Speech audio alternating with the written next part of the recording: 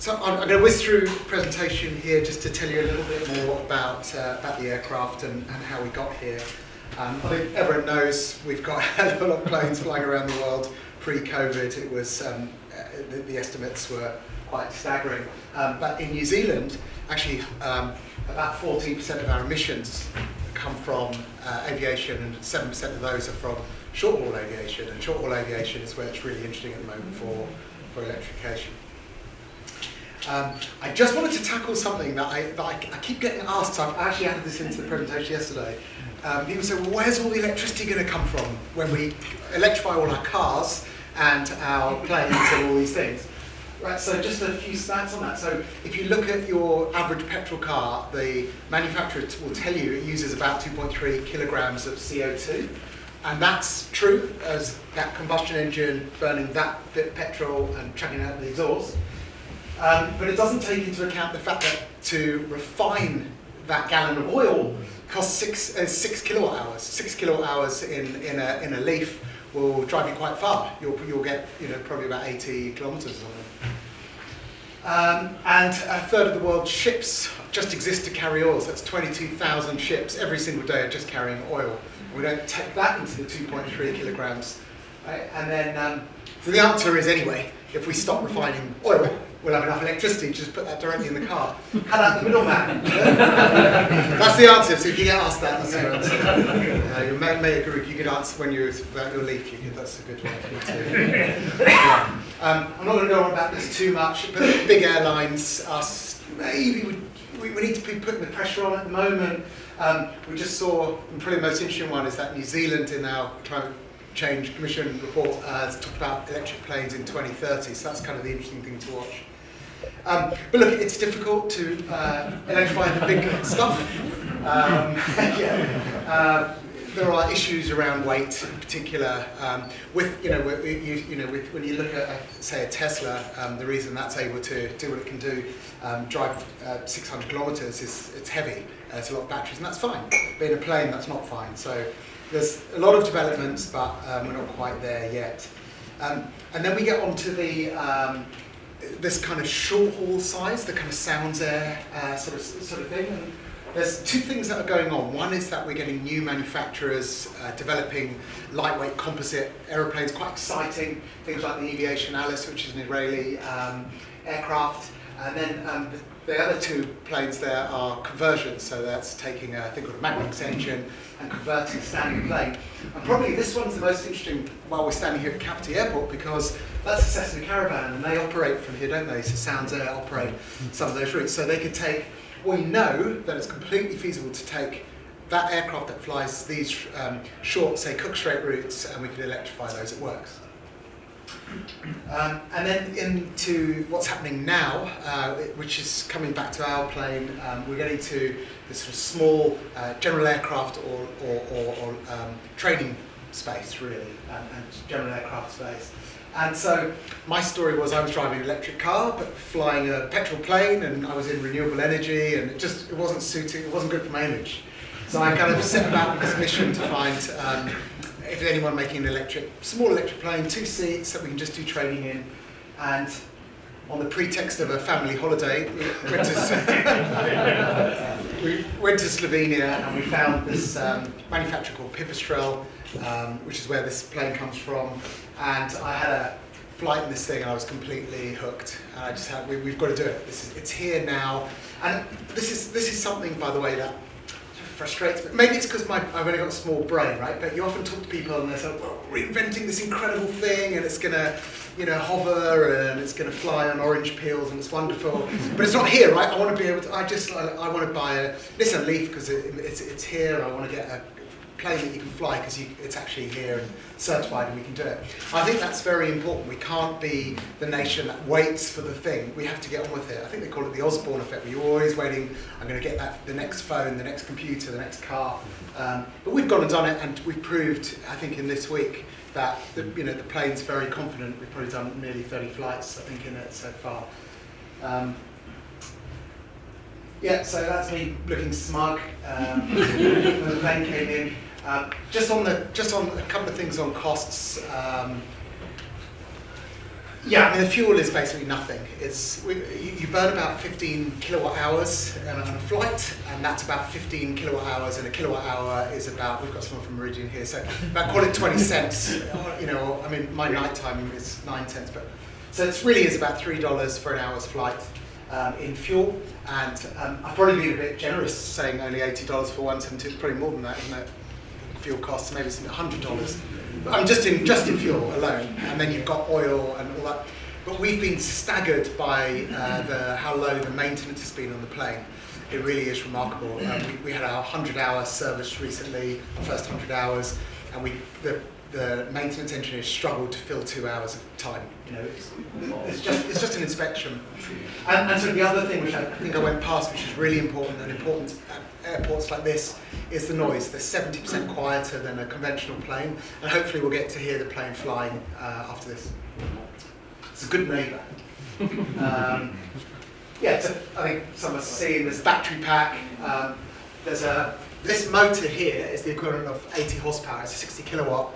And it weighs less than 20 kilograms. So it's a tiny little motor, direct drive into the propeller, and then you've just got a controller and some batteries to power it. And it recharges in an hour with the charger that we've got here, so you're ready to go. So for training flights, it means that you, by the time the instructor debriefs their previous pilot and has a cup of tea and goes back to the plane, it's pretty much charged. So we're building our infrastructure up. We've got chargers, or at least places to plug our chargers in at these airports now, including Kapiti Coast, which is great. And the reaction, as I've said, has been absolutely amazing. We've heard all sorts of. This is my favourite one. This guy's a US Air Force F-16 pilot, Hiko, the test pilot, and he is it's the best plane. 56 types of planes he's rated, and it's the best plane he's ever flown.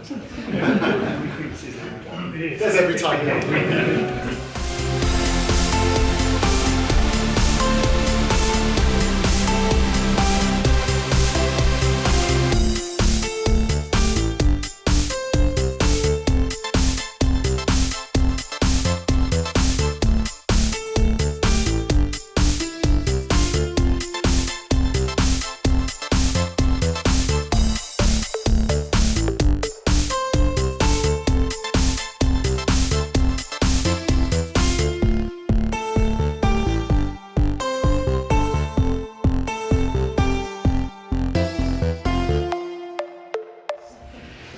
Quick shout out to some of our supporters, helps on the way, and one of the things that we do with Meridian every time is ensure that our power supply is actually certified for renewable energy, which is what the club's signed up to here.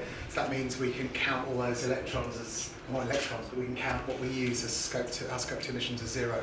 We think we're the first plane in the world to do that. Last slide is kind of a subtle sales pitch to like this club and to other clubs or aero schools where they've got multi-fleets. You start taking out some of the old high maintenance planes and starting to get these in. So it's the circuit basher, the one that doesn't upset the neighbours, and we hope to see that kind of uptake in New Zealand soon. That's kind of why we're doing this, and we'll probably do a bit more of this actually. So yeah, thanks very much. Last thing I want to do is where's Peter? I want to thank Sean for getting us up here. Thank Peter for all the organisation. Thank you very much. ElectricAir cap, very rare prize. Yeah, thanks for your time. Yeah, that's on no kilowatts or less than 1.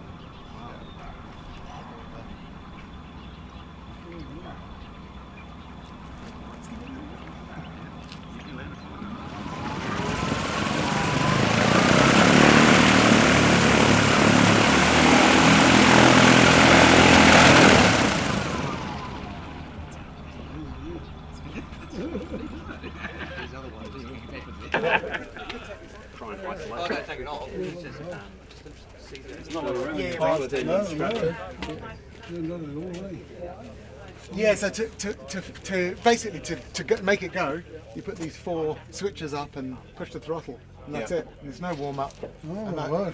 So normally so normally in these other conventional aircraft there'd be lots of checks and pressures and anything's warm up. And often you're sitting on the ground just burning petrol for 10-15 minutes until the engine's hot enough. With this there's no warm up at all, so you just go. Comfy seat, right? Yeah, comfy seat, And we've got, there's even a lumbar support. That's sort of everything. Yeah, and there's a parachute as well. It's a ballistic parachute. For the plane? Yeah, For the entire plane? Yeah. You can see up there. Ballistic parachute there as well. It means you could float down. Yeah, we'd bring the whole plane down if the worst case. That's the worst case. It'd be a if we struggle to find a reason. But it's enough to kind of land it upright. Oh yeah. Apparently it's very good. You don't test it. No. You don't test it. No, definitely not. No, that's one that you just. It's like insurance. You never use it. Well, that's probably some people think, oh, this thing's get cut out. Well, what's the safety in it? And they think, oh, with the parachute. Oh, it's definitely not if it's cut out. It's mid-air collision or.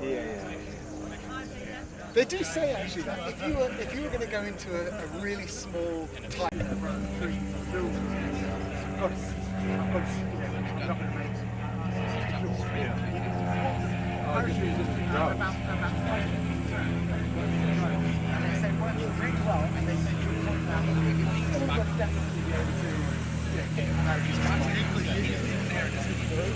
Again, it's not something I'm not sure if I do have the training power to do that. Actually, I've